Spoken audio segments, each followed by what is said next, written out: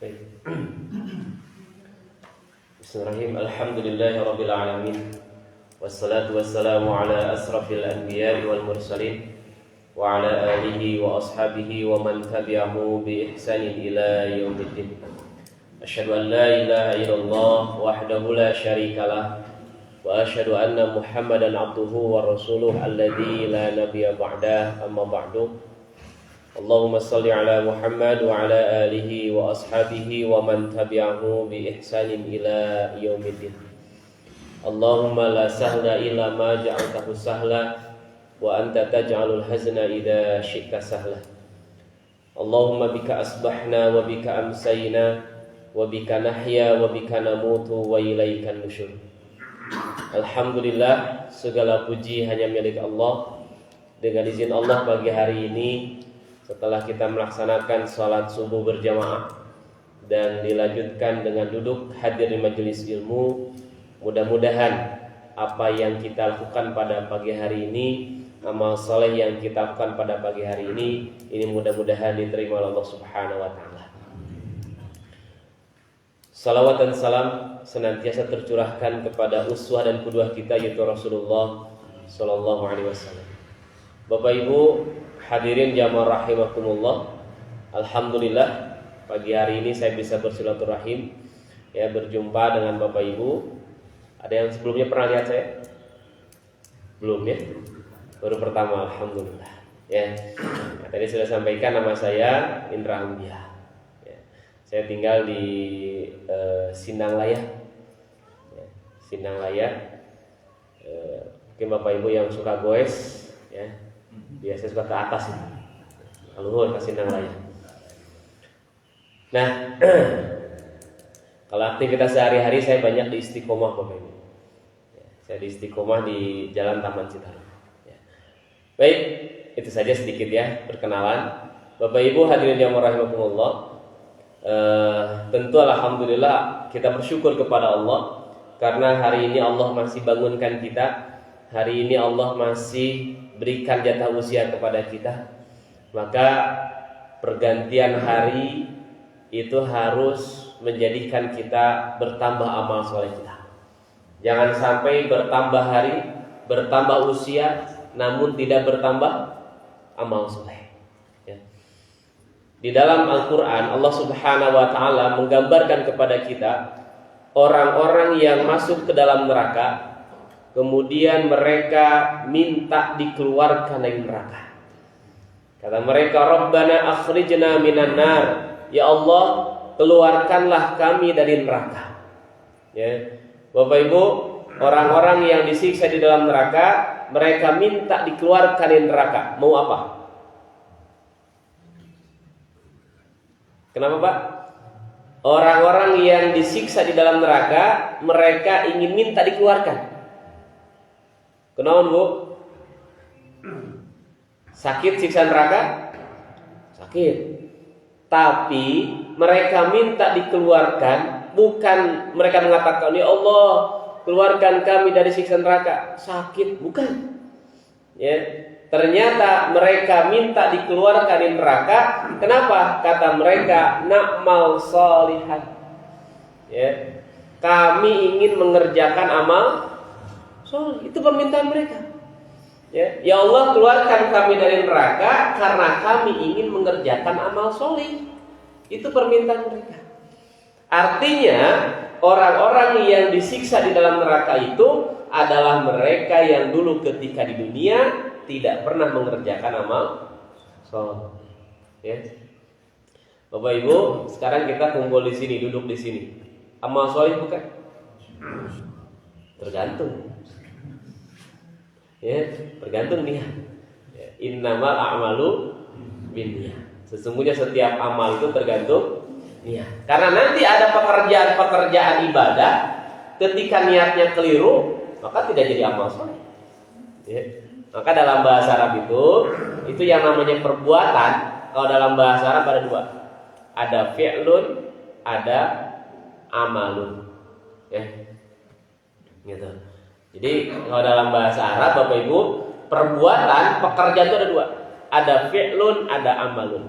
Fi'lun perbuatan, amalun juga perbuatan. Sama-sama perbuatan. Ya. Tapi apa yang membedakan antara fi'lun dengan amalun? Dalam perkara niat. Makanya innamal a'malu binniyat. Bukan innamal af'alu binniyat. Tapi innamal a'malu binniyat. Sesungguhnya amal itu tergantung niat. Bapak lagi tidur, Pak. Pas lagi tidur tiba-tiba najong ibu. Sampai ibu teh gebis tina kasur. Fi'lun atau amalun?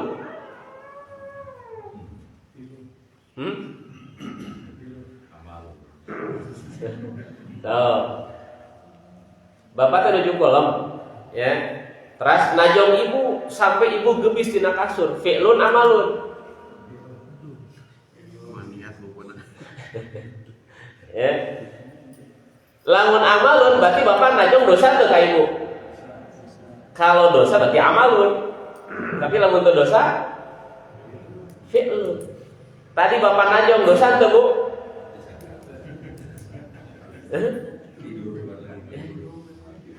Kan bapak sedang tidur. Ya, bapak sedang tidur, terus najong ibu. Dosa tuh? Teu dosa. Dan bapak nuju bobo. Ya, itu tidak dosa. Gitu.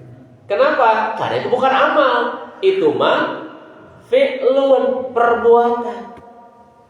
Ya, tidak disertai dengan ibu bangun, si bapak najong, ditajam deui ku ibu. Ibu dosa teu? Dosa. Nah, dosa. Niat. Tuh. Ya. Bapak najong ibu, fi'lun amalun? Fi'lun. Tapi ketika ibu bangun, dendam ka bapak, ambek ka bapak, najong bapak sampai gebis tina kasur, fi'lun amalun? Tuh, jadi amal. Beda ya? Perbuatannya sama, tapi yang satu fi'lun, yang satu amalun. Nah, ibu mah najongna ku ya ku ambek teh kan gitu. Ya. Makanya di dalam hadis Nabi SAW bersabda rufi'al qalam an salasatin. Ya, diangkat pena dari 3 golongan. Artinya 3 golongan ini tidak kena beban syariat. 1, anak kecil sampai dia balik. Yang kedua, orang yang tidur sampai bangun. Ya. Makanya ketika tadi bapak sedang tidur najong, itu bukan amal, itu fi'lun, perbuatan. Dosa teu henteu. Nah, karena tidak sadar. Ya. Makanya lamun ibu ambek ka bapak supaya teu dosa najongna pura-pura. Nah, beda ya kamu ya. Gitu. Tidur dengan pura-pura tidur, beda ya. Gitu. Nah, yang ketiga yang tidak kena beban syariat siapa? Orang yang gila. Ya. Orang yang gila sampai dia sadar. Ya. Jadi kalau orang yang gila sampai dia sadar. Jadi nugelo mah itu tidak kena beban syariat. Bapak Ibu nugelo wajib sholat? Teu wajib. Wajib saum? Nugelo mah. Ya. Ya makanya Bapak Ibu kalau pengen tidak kena beban syariat, tuh wajib sholat, tuh wajib saum gampang. Nah gitu. Ya, so hiji waktu misalkan aya nu gelo sholat di pinggir di sisi jalan, kengeng pahala tuh. Yang ya, dan nu gelo mah sholat lagi tidak sertai dengan niat. Dan kadang sakapung mah aneh, nu gelo wae sholat. Ya. Aya nu waras teh sholat. Berarti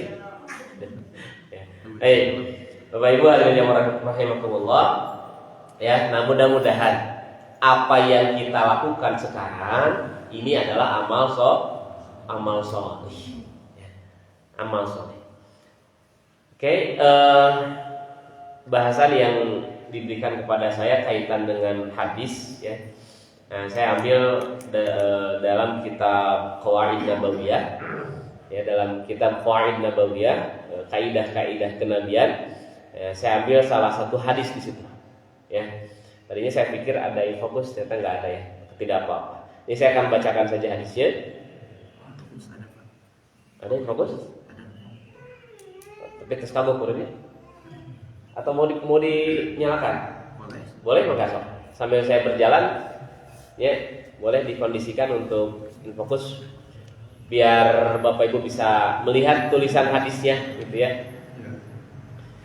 Nah, jadi ya, sambil pengurus mempersiapkan, ini saya bacakan hadisnya. Dan ini hadisnya ada dalam kitab Sahih Bukhari dan juga ada dalam kitab yang lain, ya, termasuk dalam kitab Sahih Muslim. Kirinya banyak.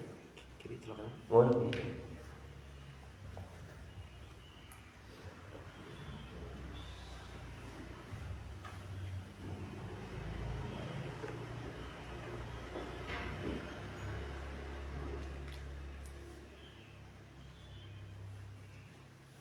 Alhamdulillah ya sudah terpasang fokusnya.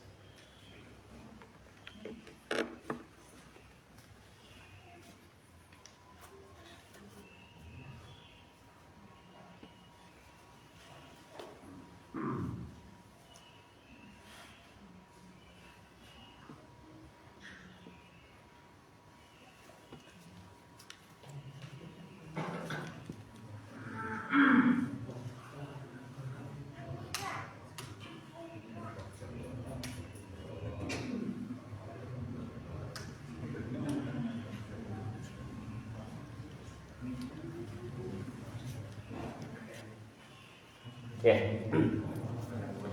Baik. Nah ini hadisnya dalam kitab Sahih Bukhari. An Amirin, dari Amir qala, ia berkata, sami'tu Nu'man bin Bashir, saya mendengar Nu'man bin Bashir yaqulu, ia berkata, sami'tu Rasulullah sallallahu alaihi wasallam yaqulu, saya mendengar Rasulullah SAW bersabda, al halalu bayyinun, yang halal itu jelas, wal haramu bayyinun, dan yang haram jelas, wa bainahuma musyabbahatun, di antara keduanya ada yang syubhat, ya, samar. La ya'lamuha katsirun minan nas, kebanyakan manusia tidak mengetahuinya. Famanittaqa minasyubuhati, famanittaqal musyabbahati, siapa yang menjaga diri dari hal-hal yang syubhat, istabra'a li dinihi wa 'irdihi, ya, maka ia telah menjaga agama dan kehormatannya. Wa man waqa'a fi syubuhat, dan siapa yang jatuh mengerjakan dalam perkara yang syubhat, qara'in yar'a haulal hima, ya, sungguh ia seperti seorang pengembala yang mengembalakan ternaknya di pinggir jurang, yushiku an yuqi'ahu, yang hampir saja mengenainya. Ala, ingatlah, wa inna likulli malikin hima, bahwa setiap raja itu memiliki batasan. Ala inna himallahi fi ardihi maharimuhu, ingatlah sesungguhnya batasan Allah di buminya adalah apa yang diharamkannya. Ala, dan ketahuilah atau ingatlah, wa inna fil jasadi mudghah, bahwa setiap tubuh ada segumpal darah. Idza salahat salahal jasadu kullu, jika beres, ya, baik, maka baiklah seluruh tubuhnya. Wa idza fasadat fasadal jasadu kullu, dan apabila segumpal darah itu rusak, maka seluruh tubuhnya akan rusak. Ala wahyal qalbu, ya, ketahuilah dia itu adalah hati, ya. Ini hadis, ya, hadisnya. Dan Bapak Ibu hadirin yang rahimakumullah, hadis ini adalah salah satu dari 4 hadis yang menurut para ulama itu merupakan 4 fondasi agama. Jadi dari sekian ribu hadis itu kalau diperas begitu, ya, kata Imam Abu Daud, itu cukup dengan 4 hadis ini saja itu sudah cukup, ya, gitu. Nah, ini salah satu hadisnya. Nah, hadis yang kedua itu hadis tentang niat, Innamal a'malu binniyat. Ya. Artinya kaitan dengan hadis-hadis ini memang kenapa menjadi madarul atau usuluddin ya. Jadi pondasi-pondasi dalam agama karena memang hadis-hadis ini itu terkait dengan kehidupan kita dalam sehari-hari. Innamal a'malu binniyat. Sesungguhnya setiap amal disertai dengan niat. Tadi saya sampaikan, ada urusan ibadah yang ketika niatnya salah, maka tidak ada kebaikan, tidak ada pahala dari ibadah itu. Oleh karena itu lihat Bapak Ibu, di dalam Al-Quran surat Al-Maun Allah menjelaskan, fawailul lil musallin, celakalah bagi orang-orang yang sholat. Coba, celaka bagi orang-orang yang sholat. Terdengar saja kudu tara sholat, kudu tara sholat ya. Mending juga orang tara sholat daripada sholat.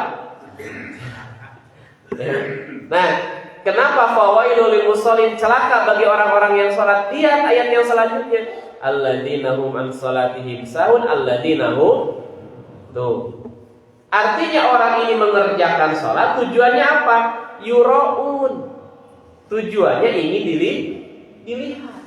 Jadi nanti ada orang yang mengerjakan aktivitas ibadah, niatnya bukan karena Allah, tapi niatnya untuk mendapatkan pujian dari manusia. Sehingga nanti akan ada Bapak Ibu sholat tapi tujuannya kampanye. Ayah, kemana? Ya, ada nanti orang yang sholat tujuannya untuk urusan dunia.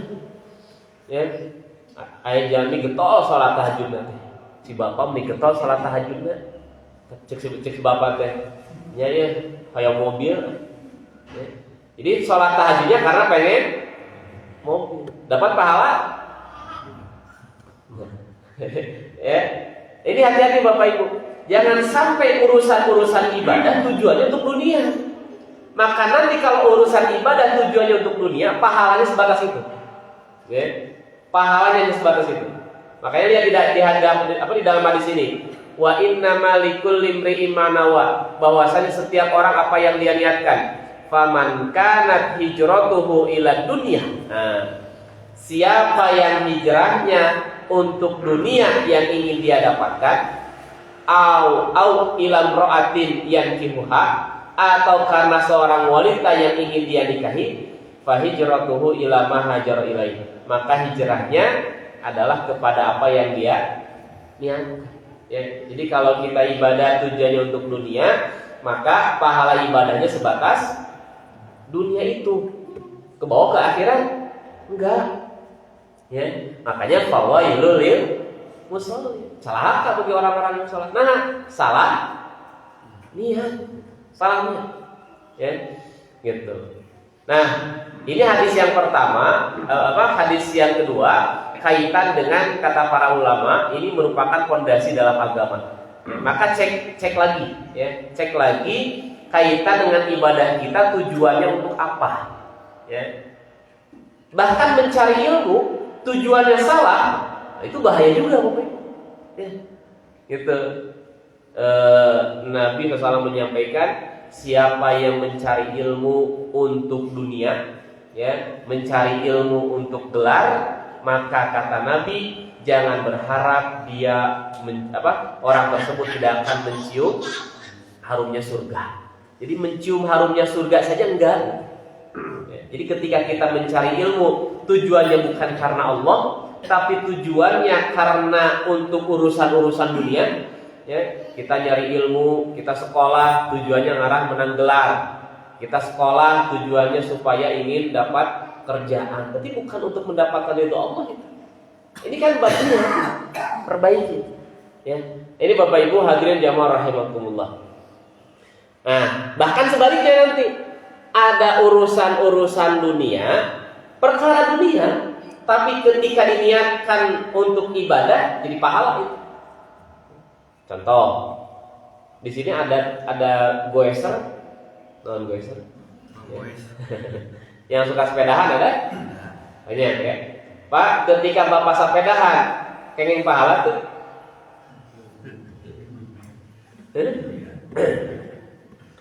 Ya. Ini dia Bapak Ibu, perkara kenapa ini hadis ini menjadi pondasi dalam agama gitu. Karena ternyata bab niat ini penting. Bab niat ini penting. Perkara ibadah tadi sholat. Perkara sholat itu ibadah, ya. Bahkan dalam hadis Nabi SAW, al-farqu bainal mu'min tarkus sholat.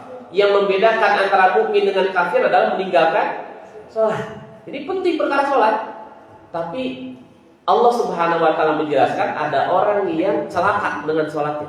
Fawailul limusallin. Celaka bagi orang-orang yang sholat. Nah, salah nih, salahnya. Nah, sekarang sebaliknya, ada perkara-perkara dunia, tapi ketika niatnya benar, itu bisa jadi pahala. Ya. Bapak teh goes, niatkeun goes teh. Bu, Bapak balik goes. Ya, ketiga goes niatnya untuk apa, Pak? Bapak goes niatnya untuk sehat, ngarah kuat. Kuat supaya apa? Kuat ke masjid misalkan, ya. Ngarah sehat supaya bisa ke masjid. Ketika goesnya insya Allah bisa dapat pahala. Ya. Gitu. Makanya nanti dari hadis ini lahir kaidah dalam usul fikih. Ada yang disebut dengan al-umuru bimaqasidiha. Setiap urusan itu pasti ada tujuan-tujuannya. Ya. Ada seseorang makan, ya, makan dengan makannya dia dapat pahala. Tapi ada seseorang yang makan dengan makannya dapat dosa. Loh, kok bisa? Bisa. Ya. Ada seseorang makan jam 7 pagi dia makan. Ya, jam 7 pagi dia makan. Ketika dia makan niatnya apa? Makan niatnya supaya kuat karena dia mau mencari nafkah yang halal. Maka insya Allah dengan makannya bisa mendapatkan pahala. Kenapa?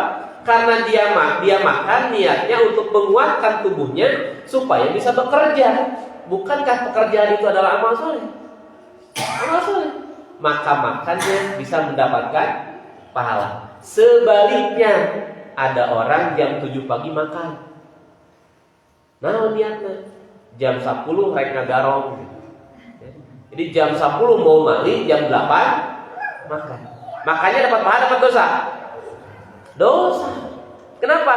Karena dia makan niatnya untuk mencuri. Ngarah kuat ketika mencurinya. Maka makannya bisa mendapatkan dosa. Jadi nanti ada urusan dunia yang pekerjaan kita sehari-hari, tapi ketika diniatkan untuk amal soleh maka dapat pahala. Ya, gitu. Nah, ini Bapak Ibu hadirin yang rahimakumullah ya. Jadi yang kedua adalah hadis tentang niat. Yang ketiga ada dalam kitab Tirmidzi. Min husni islamil mar'i tarkuhu ma la ya'nihi. Di antara tanda baiknya Islam seseorang adalah meninggalkan sesuatu yang tidak bermanfaat. Ya, gitu. Jadi di antara baiknya Islam seseorang itu dia meninggalkan sesuatu yang tidak bermanfaat baginya. Apa contohnya Pak yang tidak bermanfaat Pak? Ada? Bu, ada nggak contohnya yang tidak bermanfaat itu apa?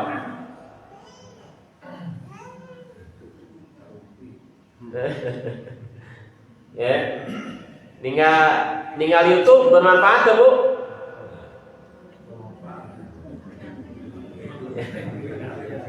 Ya, tergantung. Ketika Bapak Ibu lihat YouTube untuk mendapatkan ilmu dari YouTube itu bermanfaat, ya bermanfaat, silahkan lakukan. Tapi kalau terus-terusan nonton YouTube, ya, yang isinya kemudian gosip, misalkan gitu ya, bermanfaat nggak? Enggak. Kalau nggak bermanfaat, tinggalkan. Begitu. Jadi baiknya Islam seseorang itu dia meninggalkan apa yang tidak bermanfaat, tinggalkan. Ya, tinggalkan. Yang tidak bermanfaat tinggalkan. Gitu, ya. Nah, coba kita cek, ada nggak aktivitas-aktivitas kita, pekerjaan-pekerjaan yang kita lakukan yang tidak bermanfaat. Kalau nggak bermanfaat, tinggalkan. Ya. Nonton berita politik bermanfaat nggak Bapak? Bermanfaat namanya, ya, untuk menentukan pilihan. Ya silahkan, ya. Tapi lamun teu manfaat tinggalkeun. Nah itu. Kemudian hadis yang keempat, la yu'minu ahadukum hatta yuhibba li akhihi ma yuhibbu li nafsihi. Ya. Tidaklah sempurna keimanan salah seorang di antara kalian sehingga dia mencintai saudaranya seperti dia mencintai dirinya sendiri. Ya. Jadi ini kaitan dengan apa? Kaitan dengan kepedulian. Bagaimana membangun kepedulian kepada saudara. Ketika diri kita nggak suka nih dibicarakan keburukan kita oleh orang lain, maka orang lain juga nggak suka kalau kita membicarakan keburukannya. Nah, ini penting, ya. Makanya ini hadis ini berbicara tentang persaudaraan, ya, berbicara tentang ukhuwah sesama manusia, ya.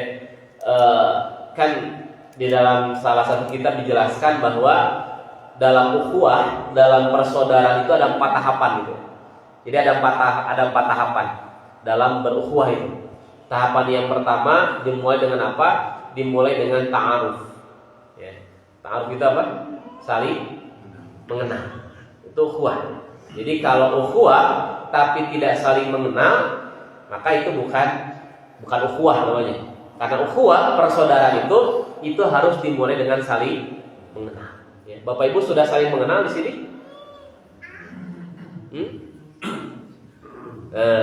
Insya Allah ya sudah saling mengenal. Nah itu tahapan awal dalam berukhuwah, dalam bersaudara. Gitu.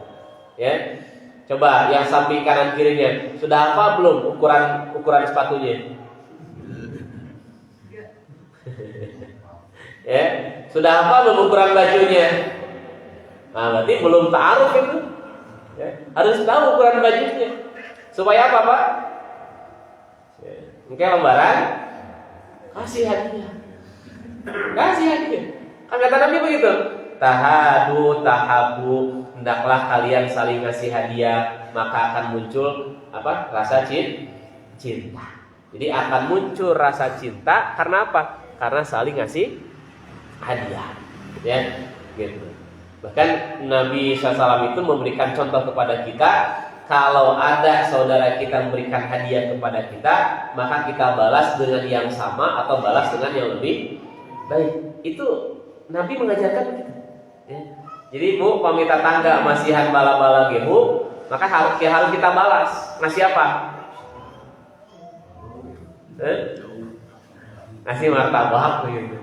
Ya. Lamun tetangga masihan martabak, orang balas ngasih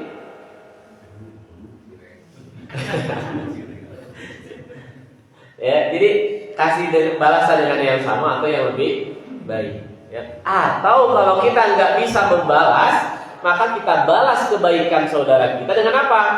Dengan doa. Ya, kita doakan. Makanya ketika Nabi SAW diberikan sesuatu hadiah oleh sahabat, ya, kemudian Nabi mendoakan jazakallahu khairan katsiran. Semoga Allah membalas dengan balasan yang lebih banyak. Doakan, ya, doakan. Ini bagaimana Nabi mengajarkan kepada kita supaya membalas kebaikan orang dengan balasan yang sama atau dengan balasan yang lebih baik. Ya. Dan memang ini masya Allah Bapak Ibu ya, Nabi SAW itu di antara akhlak ya, dari sekian banyak akhlak Rasulullah SAW, itu salah satu akhlak Rasul itu apa? Beliau adalah orang yang dermawan. Ya. Jadi Nabi SAW itu memiliki akhlak, beliau orang yang dermawan. Bahkan ketika masuk bulan Ramadan, itu beliau sangat dermawan. Itu luar biasa. Ya. Maka kalau kita sebagai umat Nabi Muhammad SAW, maka belajarlah menjadi orang-orang yang dermawan seperti kedermawanannya Nabi SAW. Ya, saya kasih contoh Bapak Ibu, bagaimana kedermawanannya Nabi SAW. Pernah satu ketika Nabi itu ingin banget sebuah pakaian, ya, yang terbuat dari kain tertentu, gitu. Ya, dari kain, kalau nggak salah dari Syamiyah kalau tidak salah. Ya. Ternyata Ada seorang sahabat yang mengetahui Nabi itu pengen baju yang kayak gitu. Akhirnya kemudian sahabat ini memberikan hadiah sama Nabi. Diberikan hadiah itu. Ketika diberikan hadiah, Nabi itu bahagianya luar biasa. Langsung dipakai Bapak Ibu. Jadi baju baru yang diberikan oleh sahabat itu langsung dipakai sama Nabi. Ketika Nabi baru pakai baju baru yang diberikan oleh sahabat itu, tiba-tiba ada sahabat bilang begini, "Ya Rasulullah, bajunya indah sekali. Bajunya bagus sekali." Yang Nabi lakukan apa Bapak Ibu? Nabi lepaskan itu bajunya. Nabi lepaskan bajunya, Nabi kasihkan. Nih, kamu mau kan baju ini? Nih saya kasihkan. Masya Allah, itu kedermawanannya Nabi SAW. Padahal Nabi sangat ingin, Nabi sangat senang dengan baju itu. Tapi ketika ada sahabatnya, "Ya Rasulullah, bajumu indah sekali, bagus sekali." Nabi buka bajunya, Nabi kasihkan. Itu kedermawanannya Nabi SAW. Ya, gitu. Coba Pak, kalau ada tetangga kita bilang, "Pak, mobilnya bagus ya." Kasihkan mau Pak? Ya, pikir-pikir lah berapa gitu. Kayak lu lah. Ya, gitu. Tidak semudah itu. Ya, gitu. Kamu cari lunas tuh ya. Ibu lagi kumpul di pengajian, kemudian kata teman ibu teh, "Bu, tasnya bagus ya. Kasihkan nggak Bu?" Ya. Jadi ini Masya Allah ya, bagaimana kedermawanannya Nabi SAW. Ya, gitu. Makanya nanti satu saat kita berbicara tentang kedermawanan Nabi SAW. Ya, kan dalam Al-Quran Bapak Ibu, orang itu ketika dia sedekah itu ada 3 level. Ya, tapi itu tidak akan saya bahas sekarang. Ya. Oke, itu 4 hadis yang menurut para ulama hadis bahwa sebetulnya pondasi agama ini cukup dengan 4 hadis ini saja. Itu sudah cukup. Gitu. Ya.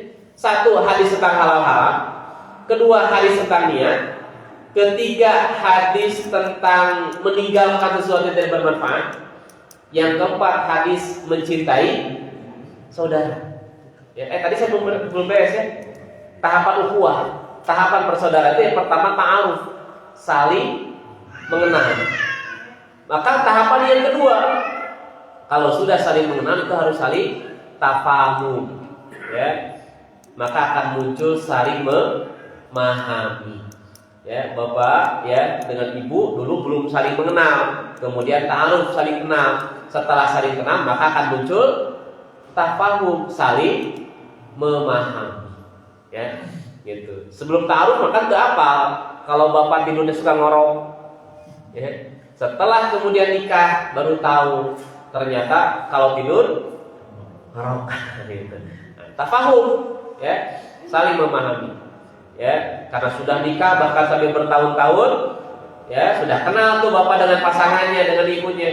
Maka kemudian Bapak paham apa yang disenangi oleh istri, apa yang tidak disukai oleh istri. Begitu juga sebaliknya, Ibu paham betul apa makanan kesukaan suami, ya, apa makanan yang tidak disukai suami. Tafahum, gitu. Nah, setelah tafahum maka akan muncul tahapan yang ketiga. Apa itu? Akan muncul ta'awun, ya, ta'awun, saling membantu, saling menolong. Kenapa kita bisa menolong saudara kita, membantu saudara kita? Karena kita sudah kenal, ya, kita sudah paham apa kebutuhannya. Suatu ketika Imam Asy-Syafi'i kedatangan temannya, ya, ketika datang temannya, kemudian temannya ini bilang sama Imam Asy-Syafi'i, "Saudaraku, ya, kepada Imam Syafi'i, ini saya butuh duit nih, ya. Saya nggak bisa makan, saya butuh uang, boleh kasih pinjaman nggak?" Imam Syafi'i nangis, Pak. Ya. Jadi ketika ada kawannya datang ke rumahnya, pinjam duit, ya, pinjam uang, Imam Syafi'i nangis. Kenapa nangis? Karena beliau merasa saya berteman dengan dia, tapi Imam Syafi'i tidak paham apa kebutuhan orang itu, apa sesungguhnya kesulitan yang sedang dia alami. Beliau nggak ngerti. Artinya beliau belum memahami tentang kondisi saudaranya. Harusnya, kata beliau gitu, kata Imam Syafi'i, harusnya sebelum kawan saya datang ke rumah minjem duit, sudah saya kasih pinjaman gitu. Harusnya begitu. Kalau sudah memahami. Ya, gitu. Di kita pada moal gitu banyak. Ya, nu aya ge pas babaturan pinjem duit, urangna nyumput. Ya, gitu. Tapi itu mah di sana, kalau di sini mah enggak insyaallah. Ya. Gitu. Nah, jadi itu Bapak Ibu hadirin yang rahimahullah. Kemudian yang keempat, tahapan yang keempat apa? Kalau sudah ta'aruf, kemudian tafahum, saling memahami, kemudian akan muncul ta'awun, saling tolong, saling bantu. Maka kemudian yang keempat, ini tingkatan ukhuwah yang paling tinggi adalah takaful. Ya, apa takaful, Bu? Sanes asuransi. Ya. Takaful asuransi. Ya, bukan asuransi. Jadi takaful itu saling memberikan jaminan. Jadi tingkatan ukhuwah paling tinggi kalau sudah takaful itu, ya, saling ngasih jaminan. Nanti dengan para sahabat sedang duduk, tiba-tiba ada jenazah dihadapkan ke hadapan Nabi SAW. Ketika Nabi mau menyolatkan jenazah itu, kemudian ada seorang sahabat bilang, ya Rasulullah, jenazah ini punya hutang. Akhirnya Nabi apa? Oh, punya hutang. Kalau gitu saya tidak akan menyolatkan. Ya. Nabi tidak mau menyolatkan jenazah yang punya hutang. Abu Bakar kemudian mendekati Nabi. Kata Abu Bakar, ya Rasulullah, hutang orang ini, hutang jenazah ini, saya yang tanggung, saya yang jamin. Nah, akhirnya kata Nabi, kalau kamu menjamin, baik, kita akan salatkan jenazah ini. Ya, itu tingkatan ukhuwah yang paling tinggi kalau sudah takaful, saling menjamin saudara. Itu luar biasa. Ya. Nah, ini Bapak Ibu hadirin yang rahimahullah. Nah, 4 hadis itu ya. Memang ada lagi yang menyebutkan sebetulnya ditambah 1 hadis, jadi ada 5. Bukan 4, ada 5. Apa itu 5 ini?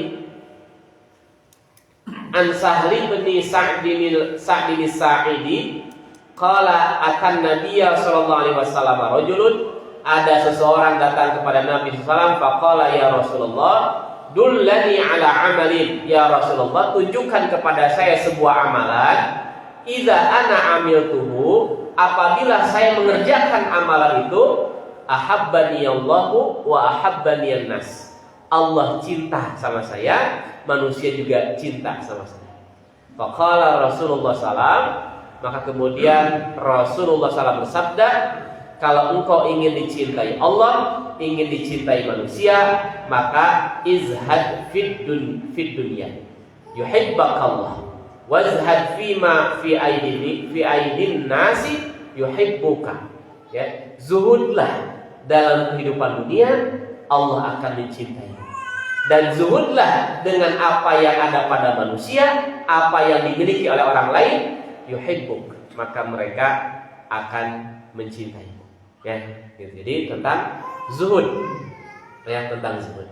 Ini Bapak Ibu hadirin jamaah rahimakumullah, kaitan dengan 4, ada yang mengatakan 5 hadis berkaitan dengan midarul Islam. Ya, jadi fondasi-fondasi atau pokok-pokok dalam berislam.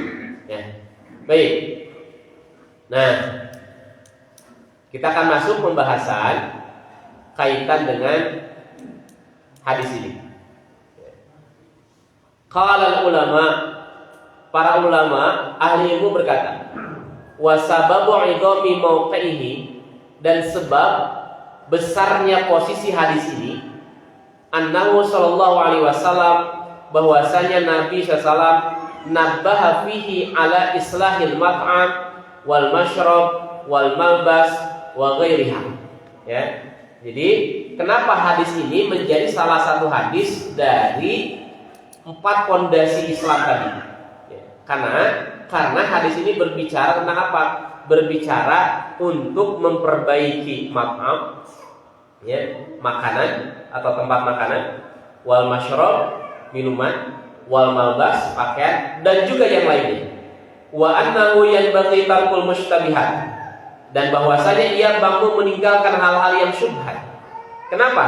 Karena orang yang meninggalkan hal yang syubhat itu menjadi sebab dia menjaga agama dan kehormatannya. Ya. Jadi kita akan bahas kaitan dengan syubhat. Ya. Pertama, al halalu bainun. Yang halal itu jelas. Ya. Yang halal itu jelas. Maknanya adalah halalun bayyinun wadihun la yakhfa hilluhu. Ya, sesuatu yang halal itu sudah jelas yang tidak ada kesamaran dalam kehalalannya. Seperti misalkan kal khubzi. Nah, ini saya baca dalam syarah Sahih Muslim. Kal khubzi, seperti roti. Bapak Ibu, roti halal haram? Nah, halal. Ya. Roti halal haram? Halal. Ya, halal. Tapi kalau roti itu nggak jelas terbuat dari apa, atau roti itu mengandung unsur yang haram, jadi halal atau haram? Syubhat. Ya, kan tidak jelas, kan tidak jelas, gitu. Ketika makanan itu tidak jelas, ini barangkali ada unsur yang haramnya, maka itu menjadi syubhat, syubhat gitu. Secara zatnya rotinya mah halal. Ya, dulu kan sempat ramai itu.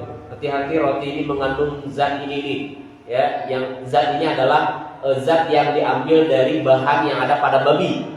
Nah, kalau itu sudah jelas ada unsur itu, maka sudah jelas makanan itu menjadi haram.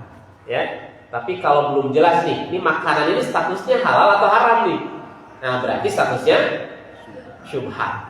Ya, seperti dulu sempat viral kan, ada minuman yang viral tapi belum jelas halal dan haramnya, maka minuman itu menjadi syubhat.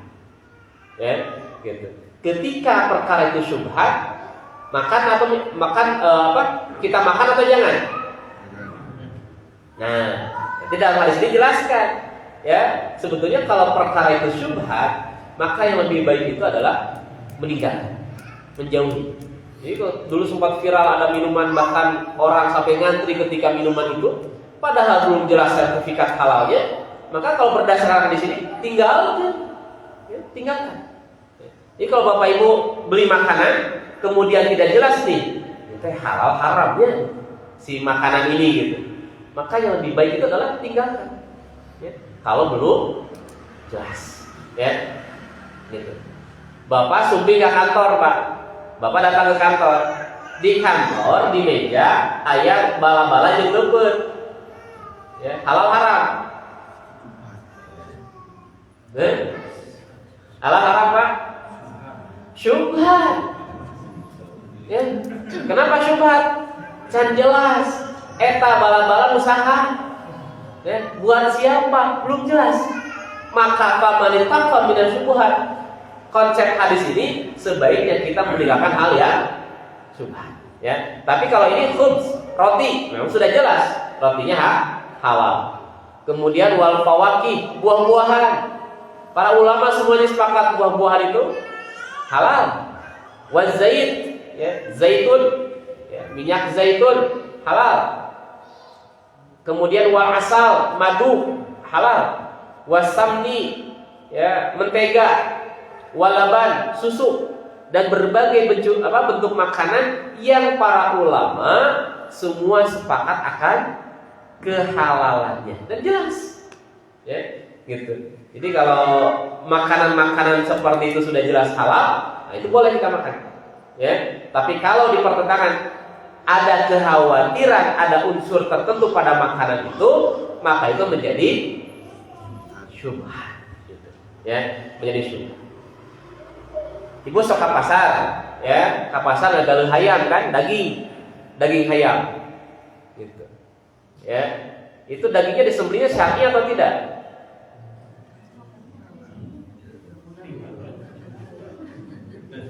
Ibu sok naruh kasih mang teh, ya. Bagaimana kalau misalkan ayam itu disembelihnya tidak sesuai syariat, ya?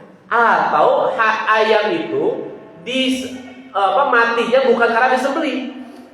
Kalau ada binatang yang mati bukan karena disembelih, halal haram?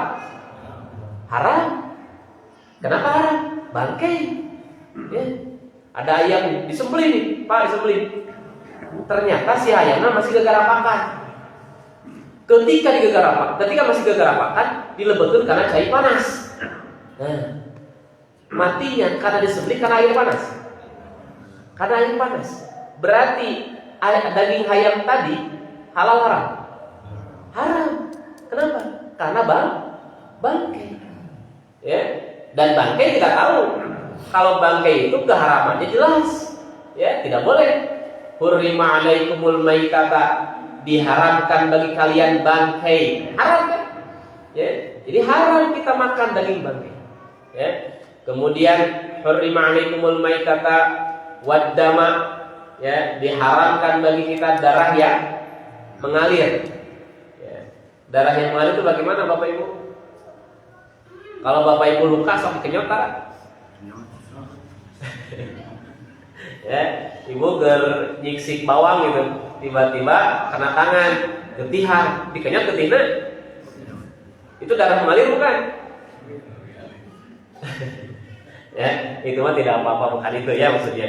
Yang dimaksud dengan darah mengalir itu darah yang keluar dari sembelihan binatang sembelihan. Ya. Jadi darah yang keluar dari binatang sembelihan, darahnya kemudian ditakean gitu ya, ditampung, dibekukan, kemudian dipasang. Nah itu haram. Ya, walaupun makannya bukan langsung, kan nggak ada orang yang ketika sapi baru disembelih langsung minum darah, kan nggak ada. Gitu. Ya, tapi maksud darah yang mengalir itu begitu. Ya, darah dari sembelihan binatang. Ya. Nah, kemudian yang ketiga khinzir. Jadi Allah haramkan daging babi, Allah haramkan bangkai, Allah haramkan darah yang mengalir, daman masfuhan, darah yang mengalir. Yang ketiga Allah haramkan khinzir, walahmal khinzir. Di situ sebut lahmun, itu artinya daging. Ya, jadi lahmul khinzir daging babi, ya, daging babi. Nah, di Quran disebutnya daging babi. Berarti lemaknya boleh? Bapak Ibu, lemaknya boleh tidak? Kalau disebutkan daging babi, lahmul itu daging, ya, khinzir babi. Jadi lahmul khinzir daging babi. Berarti lemaknya boleh enggak? Ya enggak. Ya, maksud lahmul khinzir walaupun di situ disebutkan daging, ya, tapi maksudnya segala sesuatu yang ada pada babi itu haram. Hanya biasanya umumnya orang tuh makan daging gitu, umumnya begitu. Ya. Jadi jangan sampai jadikan alasan. Ustaz, udah diharamkan daging ya mah. Ya. Minyak lama teu naon. Enggak, ya. Bahkan ada yang pernah bertanya sama saya, Ustaz, kalau abdi ternak babi kengeng teu? Ternak babi. Ya. Kan yang haram itu apa? Dimakan. Lalu ternak, ya, sama saja Bapak Ibu. Sesuatu yang haram untuk dimakan, maka haram pula kita untuk memperjualbelikannya. Ya, itu. Jadi sesuatu yang haram kita makan, haram kita memperjualbelikannya. Ayeuna misalkan khamr, ya, minuman keras, halal haram Pak? Namun es gimana? Kan minuman keras itu. Eta mah teuas lain keras, ya. Ya, teuas teuing cenah eta mah ya. Gitu. Nah, sekarang minuman keras haram. Boleh kita bikin pabrik khamr? Tetap aja enggak boleh, ya. Jadi apa yang haram dimakan maka haram diperjualbelikan, ya. Nah, jadi sesuatu yang halal itu maksudnya apa? Halal itu jelas maksudnya para ulama sepakat tentang kehalalannya. Kemudian wal haramu bainun, yang haram juga jelas. Ya. Kal khamri, seperti minuman keras itu haram. Ya. Kemudian khinzir, daging babi haram. Wal maitati, ya, bangkai haram. Wal baul, air kencing, itu juga haram, ya. Wadamil masfuh, ya, darah yang mengalir. Wa kadzalika, demikian juga az-zina. Ya, semua ulama sepakat zina itu haram, dosa gitu. Ya, zina itu dosa. Wal kadzib, Berbohong itu juga dosa. Ya. Gitu. Namun bohongnya saeutik, ya, ada bohong sedikit, ya, sama saja ya. Makanya dosa itu harus kita tinggal, ya, harus kita tinggal. Bapak sok ngebohong ibu tara Pak? Oh sok, ya, sudah boleh ya. Al-kadhib itu haram, jadi dosa, ya, gitu. Jadi ada dosa dalam pengertian yang tidak boleh kita makan, tidak boleh kita minum. Ada haram dalam pengertian haram tidak boleh kita lakukan. Zina itu kan haram, dosa, ya, dosa. Bahkan di dalam ayat Al-Qur'annya Allah Subhanahu wa taala berfirman, "Wala taqrabuz zina." Janganlah mendekati zina. Tuh. Ya, gitu. Janganlah mendekati zina. Yang dilarang itu mendekati atau zinanya?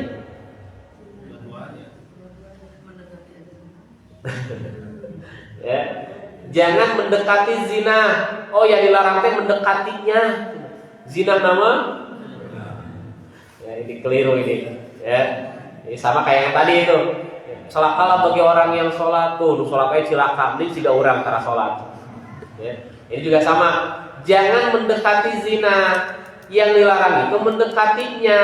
Kalau zinanya, apalagi gitu.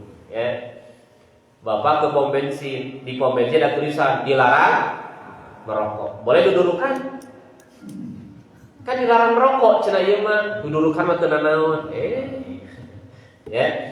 Kabayan deh cenah gitu ya. Jangankan dudurukan, babakaran apa? Jangankan babakaran, merokok saja tidak boleh. Nah, ini juga sama. Jangankan berzina, mendekatinya saja tidak boleh. Haram, ya. Al-kadhib, bohong itu juga haram, dosa. Ya. Jadi walaupun bohongnya sedikit tetap dosa. Ya. Wal ghibah, ya, ghibah halal haram. Ya, Bu, ghibah halal haram. Haram. Dosa. Masih kan ya? Ya. Gitu. Bapak Ibu, saya sampai jam berapa Pak? Jam 6. Tapi ada tanya jawab ya? Ya. Ya, tanya jawab 10 menit lah ya. Kita 5 menit lagi. Ya. Ya, beres tidak beres 5 menit lah gitu ya. Gitu. Baik. Ini buat ibu-ibu ya. Ya, nanti saya sampaikan buat bapak-bapak juga. Buat ibu-ibu kata Nabi, godaan terberat. Ya. Godaan terberat bagi perempuan. Itu apa, Bu? Jadi godaan terberat bagi wanita itu apa? Ini kata Nabi, ya, kata Nabi, godaan terberat bagi perempuan itu adalah lisan. Ya. Jadi godaan terberat bagi perempuan itu adalah lisannya. Kenapa? Karena perempuan ya perkataannya lebih banyak daripada laki-laki. Ya, gitu. Ibu mah tuh ayeuna ka warung misalkan meser sambal, ngobrolnya seberapa jam? Ya. Kalau bapak-bapak kan enggak, ka warung meser sambal, mesernya langsung beli kan gitu. Berapa menit juga selesai. Kenapa? Karena godaan terberat bagi wanita itu lisannya. Hati-hati ya bagi perempuan. Sedangkan godaan terberat bagi laki-laki apa, Pak?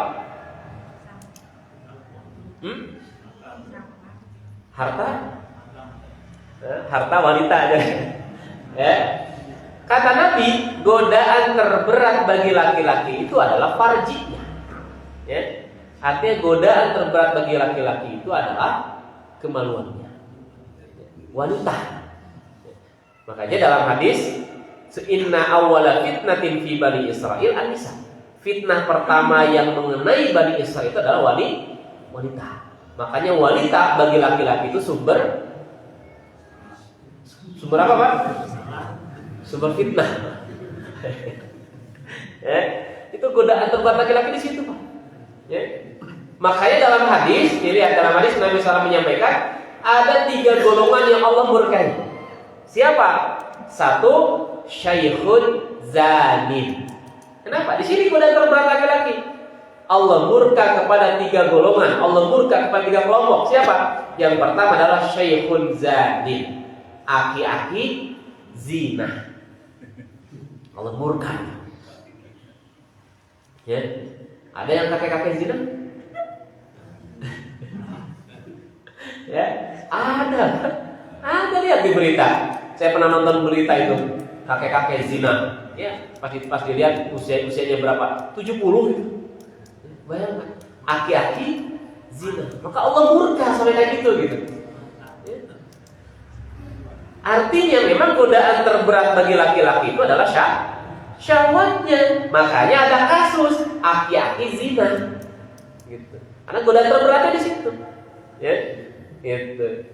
Nah, bukan berarti bahwa kalau begitu anak muda boleh zina, enggak juga. Ya, maksudnya Allah murka, ya kan harusnya semakin tua harusnya semakin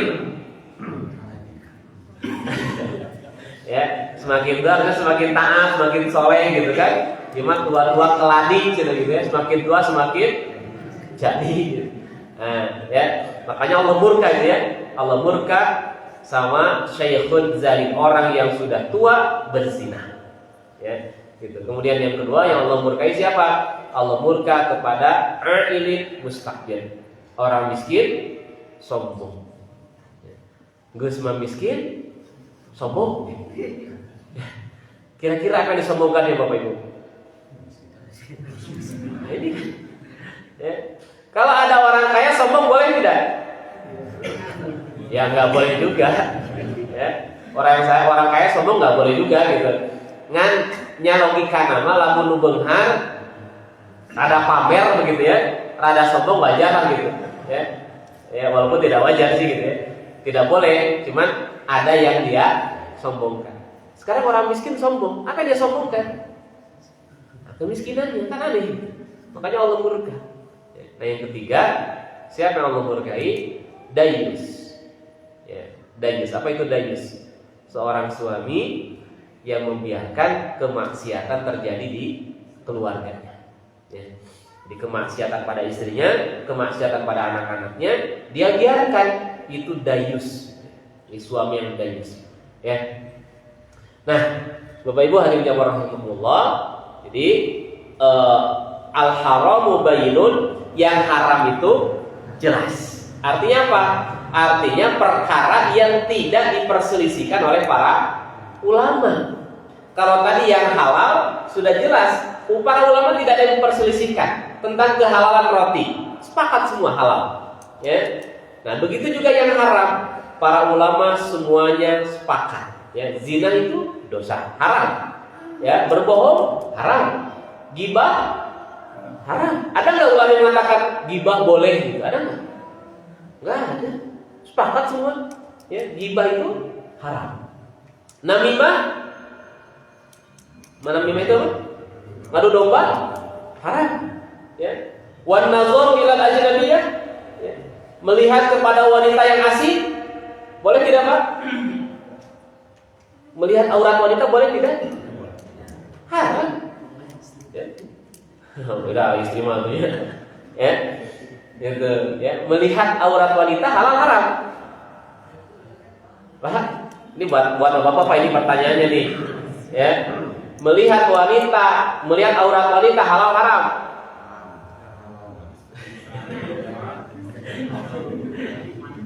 Ya. Gitu. Ustaz, hari ditinggali dosa. Hari itu ditinggali bagus. Sadasan itu ya. Gitu. Ya. Ya. Haram, Mbak. Ya. Semua ulama sepakat enggak boleh. Nggak boleh laki-laki melihat aurat perempuan. Gimana tuh kalau lagi di jalan kemudian kelihatan Bapak Ibu?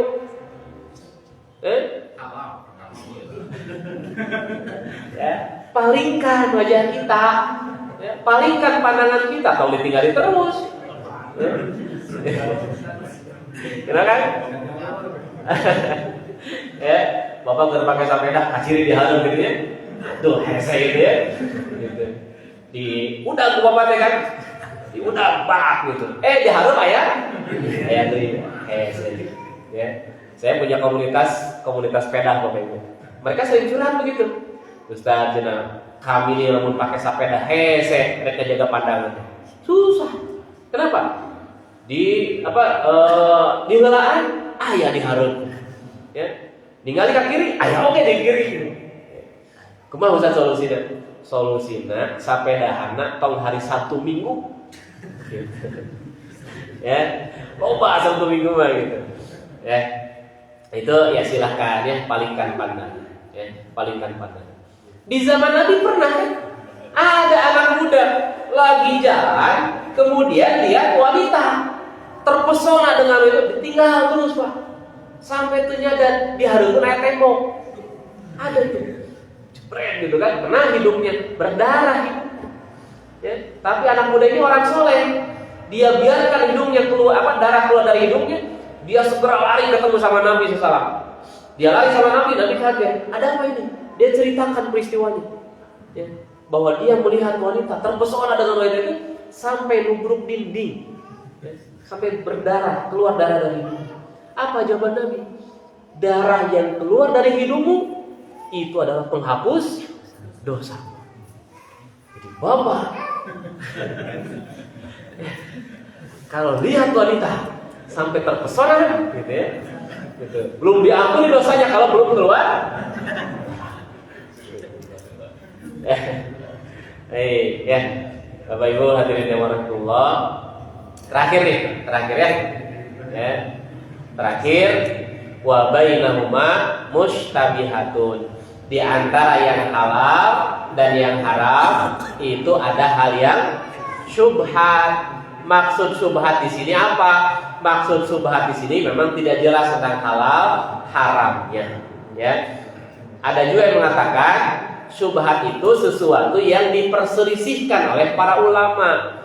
Kata ulama A boleh, kata ulama B tidak boleh. Nah, yang diperselisihkan itulah yang kemudian termasuk kategori syubhat. Ya, gitu. Nanti kalau ada waktu kita lanjutkan, kita sambung ya, karena waktu saya sudah habis. Ini sampai sini dulu ya. Jadi Bapak Ibu, yang halal itu para ulama tidak memperselisihkan tentang kehalalannya, boleh. Yang haram, para ulama sepakat tentang keharamannya, tidak ada perselisihan. Sedangkan yang syubhat, para ulama memperselisihkan tentang kehalalan dan keharamannya. Ini halal haram, halal haram. Cek A boleh, cek B tidak boleh. Nah, itu termasuk kategori syubhat. Yang mudah apa? Contoh yang mudah apa Pak? Contoh yang mudah yang syubhat yang diperselisihkan para ulama apa? Rokok. Ya. Rokok halal haram?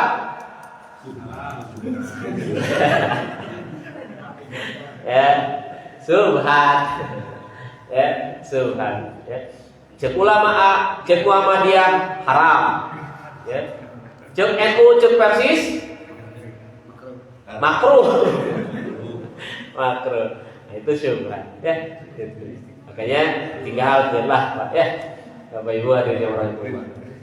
Baik, itu saja yang bisa saya sampaikan ya. Jadi saya belum bisa menyimpulkan kaitan dengan hadis ini ya, tapi beberapa poin sudah saya sampaikan terkait dengan hadis ini ya. Allah a'lam bishawab. Itu saja yang bisa saya sampaikan. Mudah-mudahan Allah menjaga kita, mudah-mudahan Allah melindungi kita semua.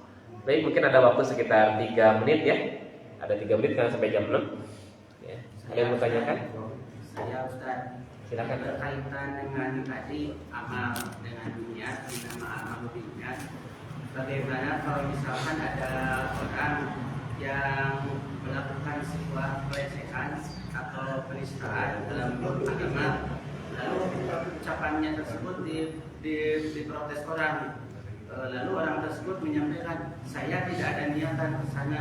Sering kali jawaban dan alasan itu seperti itu. Apakah itu dapat diterima Ustaz dan dapat dibenarkan? Ya, saya tidak ada maksud ke situ begitu ya. Saya tidak ada maksud melecehkan ya. tapi apa yang dia ucapkan itu keluar dari hatinya. Jadi sebetulnya kalau yang kayak gitu mah eta mah alibi. Ya, cari alasan. Ya, cari alasan. Tetap, kenapa? Orang kalau melecehkan agama, melecehkan syariat, nggak mungkin dari niatan. Mah pasti di awal lagi guys, teresep gitu. Dari awalnya udah nggak suka dengan syariat itu, dari awal sudah begitu. Ya, kira aku tiba-tiba keceplosan gitu. Enggak, kita mengatakan demikian atau orang itu mengatakan demikian, sebetulnya memang dari dalam hatinya ada kebencian terhadap syariat, makanya dia melecehkan. Ya, gitu. Nggak mungkin. Ya, sulit rasanya. Apalagi kalau misalkan sampai ada orang bikin video kan gitu ya, bikin video melecehkan tentang syariat. Ketika di sidang dia bilang, oh enggak, saya emang tidak ada niatan. Nah, orang bikin video masa nggak ada niatan? Ya, gitu. Jadi itu mah hanya alasan saja, ya alasan saja karena dia tidak mau terkena kaitan dengan hukum itu. Ya, gitu. Allah Akbar. Masih ada? Ustaz, bagaimana kalau ini daging yang binatang itu dari dikasih pakannya yang haram gitu. Saya pernah dengar sapi katanya dikasih konsentrat itu dari marus gitu. Itu dari gimana? Terus yang kedua sayuran ya. Kalau dipupuk dengan itu ada yang dari urin kambing gitu kan. Urin haram gitu. Gimana itu? Iya. Bapak nuang sapi, nuang marus. Ya. Itu guru saya begitu ketika ditanya ya, boleh nggak kita makan daging makan binatang yang status binatangnya halal, sapi itu halal, kambing itu halal, tapi kemudian diberikan makan dari pakan yang katakanlah seperti misalkan kotoran gitu ya. Gitu. Nah, jawabannya begitu ya. Ari antum makan gitu ya, makan marus atau makan sapi? Kita kan makan sapi gitu. Artinya secara zatnya sapinya halal ya, sapinya halal gitu. Nah, tapi kalau ada keraguan dalam diri kita, sekarang gini lah, seperti misalkan lele, Pak. Bapak bisa menuang lele, Pak? Nah, lele tuangan naon? Ya, halal nggak? Halal, ya, gitu. Jadi kita makannya itu binatang yang halalnya, bukan apa yang diberikan kepada binatang itu. Kalau kaitan dengan, karena kan yang haram itu untuk kita mukallaf gitu, manusia yang diharamkan, seperti kita haram kita makan darah yang mengalir seperti marus gitu. Ya, hari sapi haram kan? Makan daging makan darah yang mengalir. Nah, itu pertanyaannya. Hari sapi haram makan marus? Ya, gitu. Kan sapi mah teu haram makan marus. Kenapa? Karena sapi itu jadi sapi ya. Sapi itu bukan mukallaf. Apa itu mukallaf? Mukallaf itu orang yang dikenakan beban.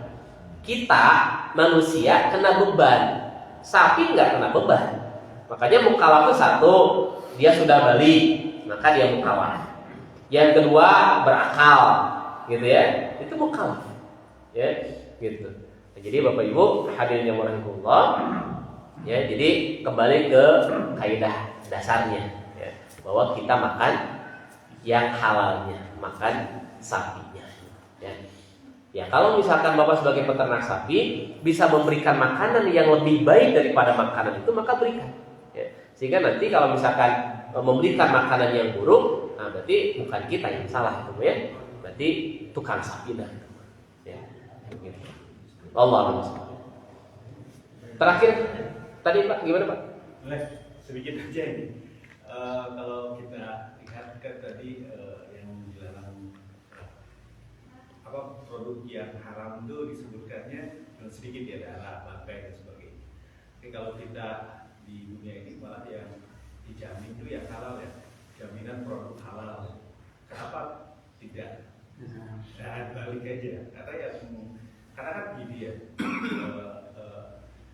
pemerintah bikin undang-undang 33 ya tahun 2014 tentang jaminan produk halal. Nah, sekarang yang sudah tersertifikat halal itu jumlahnya kan sedikit, sehingga subhat sangat banyak. Kenapa nggak dibalik gitu ya? Kira-kira kenapa ya haramnya aja disebut halal gitu ya? Itu yang pertama. Yang kedua, tentang produk yang subhat ini banyak sekali di dunia. Contohnya dulu ada sepatu yang terbuat dari daging dan orang bilang kalau tidak dimakan nggak boleh dipakai dan seterusnya. Nah, itu bagaimana? Terus juga ada misalkan barang-barang dari kulit ya. Nah, tadi barangnya halal, kulitnya kulit sapi misalnya. Tapi waktu disembelihnya kita tidak tahu produk-produk sepatu kulitnya dari mana ya. Mungkin dari sesuatu yang tidak disembelih dengan menyebut nama Allah. Apakah ini juga termasuk haram dan akan menjadi sunnah? Dan yang ketiga itu ada juga seperti ini, suatu produk yang dibuat kebetulan melewati sesuatu yang haram, misalkan obat ya, atau vaksin yang dikembangkan menggunakan media tadi itu vaksin. Tapi ada juga beberapa produk yang kita tidak tahu memang, contohnya yang menempel pada badan kita lah pakaian gitu. Ada suatu proses yang sangat dimungkinkan itu menggunakan media enzim misalkan enzim. Nah, bagaimana itu kaitan dengan barang yang kita ya? Pertama, kenapa di kita justru sertifikasi halal bukan sertifikasi haram ya? Justru ini yang saya tanyakan sama Kemenak atau MUI ya. Itu dulu kan sama MUI diurusnya, sekarang diambil sama Kemenak kaitan dengan sertifikasi halal ya. Nah, betul pertanyaan Bapak itu sama dengan pertanyaan saya ya. Dan bayangkan Bapak Ibu kalau Quran menggunakan konsep seperti di Quran gitu. Jelas tuh ini halal tadi enggak. Konsep Quran cuma langsung dikatakan ya haram. Kenapa? Karena mengatakan yang haram itu lebih sedikit ketimbang mengatakan ya halal kan gitu ya. Quran menyebutkan yang haram hanya 4 kan gitu ya, maka selain daripada itu halal gitu, itu lebih mudah ya. Nah di kita kenapa sertifikasi halal bukan sertifikasi haram ya? Tidak lepas, mohon maaf bukan suuzon ya, bisnis ya. Kenapa bisnis? Ya ketika berbicara sertifikasi halal pasti harus banyak produk kan gitu yang disertifikasi. Padahal sudah saja yang haram kan ya. Nggak namun diharamkan yang dimunculkan pasti sedih, meren gitu sih ya. Dan harusnya kalau mohon maaf kalau misalkan majelis ulama atau Kemenak misalkan ya konsepnya seperti konsep Quran, sudah restoran haram gitu saja, nggak usah ada restoran halal, udah haram saja. Sehingga kalau misalkan kafe restoran haram, kita sebagai umat Islam nggak akan datang ke situ. Nah di situ mah daging misalkan kan gitu selesai ya. Ini nggak perlu ada kata-kata sertifikasi halal, harus sertifikasi haram. Nih produk-produk yang haram nih gitu. Itu saja. Sehingga yang tidak ada produk itu maka halal kan gitu ya. Tapi di kita ya memang sebaliknya, justru ya kebalikan dari konsep Quran. Di kita justru yang disertifikasi justru yang halal, sehingga ya banyak produk-produk yang harus lewat sertifikasi halal, bahkan banyak produk yang tidak ada sertifikasi halalnya ya. Nah itu ya. Jadi ya wallahu alam ya. Itu nanti silakan kalau ingin ada orang Kemenak atau ada orang yang MUI, silakan mungkin bisa ditanyakan ya. Gitu. Kemudian yang kedua kaitan dengan bagaimana kalau ada binatang yang haram kemudian dijadikan produk. Ini memang para ulama ikhtilaf ya. Para ulama ikhtilaf berbeda pandangan mengenai hal ini ya, yang satu mengatakan boleh karena tidak untuk kita makan, karena yang haram itu dimakan ya, kalau dipakai tidak apa-apa. Tapi ulama yang kedua mengatakan tidak boleh juga ya, termasuk bahkan walaupun hanya sekedar dipakai ya, maka memang tentu kalau lebih kehati-hatian, memang ulama yang mengatakan kalau ada binatang-binatang yang lain dari barang-barang barang tersebut dari binatang-binatang yang sudah jelas kehalalannya, itu lebih baik. Ya, jadi ini istilah di kalangan para ulama. Ya. Kemudian yang ketiga kaitan dengan bagaimana kalau melewati unsur-unsur yang memang itu haram. Ya, begini, selama ada alternatif yang lain, tidak menggunakan unsur-unsur yang halal, maka yang haram, maka itu yang harus ditempuh. Selama ada unsur-unsur yang memang ternyata bisa menggunakan unsur yang halal, kenapa tidak? Gitu. Tapi kalau tidak ada solusi kecuali menggunakan hal itu, tapi memang pada akhirnya kemudian juga ini bersih kok misalkan gitu ya, gitu. Maka ini nanti lingkupnya masuk ke kata para ulama, gitu ya, masuk dalam konteks darurat, ya, konteks darurat, seperti tentang vaksin, ya, gitu. Nah, walaupun nanti dari majelis ulama juga berbeda pandangan, ini vaksin-vaksin yang memang diperbolehkan, ini tidak diperbolehkan, misalkan, gitu ya. Nah, kalau tidak ada sama sekali alternatif, tidak ada jalan sama sekali kecuali memang harus lewat jalur itu, maka itu nanti konteksnya dalam perkara darurat, ya, gitu. Hanya begini, jangan sampai kita mudah mengatakan iya mah darurat, ya. Pak tuang teh bari salib atau bari tati darurat, ya. Padahal mudah kita mencari tempat untuk bisa duduk misalkan, ya. Tapi dengan mudah kita katakan darurat. Nah itu harus hati-hati, karena darurat unsurnya dua. Satu, menimbulkan kematian, ya, gitu. Jadi Abu Mansur gini, darurat itu boleh diperbolehkan kita mengerjakan hal-hal yang darurat. Satu, kalau bisa menimbulkan kematian, ya. Misalkan daging babi itu kan haram, ya. Tapi lamun bapak camping, misalkannya di hutan yang belantara, gitu, ternyata tersesat, perbekalannya habis. Nyari tumbuhan berapal, mana tumbuhan yang bisa dimakan, mana yang enggak. Jadi binatang juga susah. Ternyata lewat babi gitu, ya, lewat babi. Nah, boleh dimakan. Nah, kalau bisa menimbulkan kematian maka boleh. Ya, kalau bisa menimbulkan kematian maka boleh. Gitu. Yang kedua, itu jangan sampai ketika kita memakan hal yang diharamkan itu melampaui batas. Itu tidak boleh. Ya. Misalkan tadi, ketika tersesat di hutan, kemudian mencit daging babi, ya, dipasak dagingnya, masih akhirnya sesa. Ya. Sesanya dikemanakan? Dibekal. Itu nggak boleh, ya, tidak boleh melampaui batas. Jadi sesuai kebutuhan saja. Ya, itu saja Bapak Ibu ya. Sementara yang bisa saya sampaikan pada kesempatan pagi hari ini. Mudah-mudahan Allah menjaga kita agar apa yang masuk ke dalam tubuh kita, hal-hal yang haram, jangan sampai hal-hal yang halal, jangan sampai masuk hal-hal yang haram ke dalam tubuh. Mudah-mudahan Allah menjaga kita, mudah-mudahan Allah melindungi kita semua. Ya, Rabbana zalamna anfusana wa illam taghfir lana wa tarhamna lanakunanna minal khasirin. Rabbana atina fid dunya hasanah wa fil akhirati hasanah wa qina adzabannar. Subhanakallahumma bihamdik asyhadu an la ilaha illa anta astaghfiruka wa atubu ilaik. Aqulu qouli hadza wa astaghfirullah li wa lakum. Assalamualaikum warahmatullahi wabarakatuh.